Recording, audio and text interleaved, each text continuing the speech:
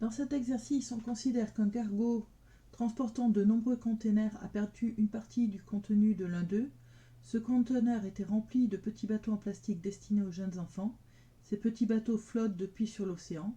La surface de l'eau est plate et seul un vent régulier les met en mouvement. Le vent change de direction à 17 heures. Les hypothèses supplémentaires sont que tous les bateaux sont identiques et que les déplacements des bateaux sont également identiques.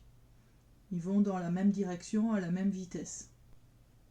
On a un certain nombre d'informations sur l'emplacement des bateaux à 16h, 17h et 18h. Alors, les bateaux du bas, on sait où ils sont à 16h. Concernant le bateau A, on sait où il est à 16h et à 17h.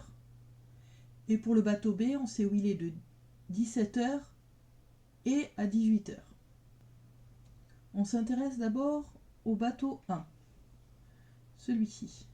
Comme tous les bateaux sont identiques, ils ont le même comportement.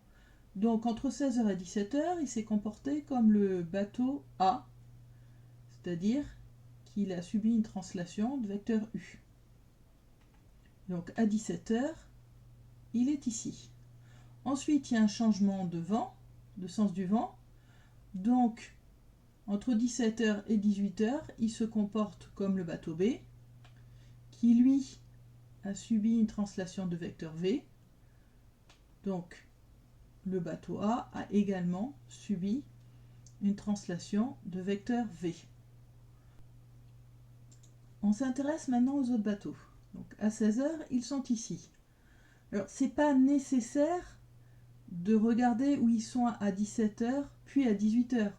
On sait directement quel est le déplacement entre 16h et 18h du bateau 1. Il est représenté par la translation W. Donc on peut aller plus vite et dire que tous les autres bateaux vont subir cette même translation W. Et donc on peut directement indiquer où sont situés les bateaux à 18h. Je vais revenir sur la façon dont j'ai obtenu le vecteur W.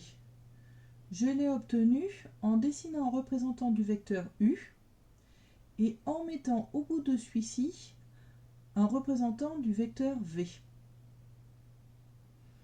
Et le vecteur W, il a comme origine l'origine du représentant de U et comme extrémité l'extrémité du représentant de V. On appelle ce vecteur W la somme de U et V.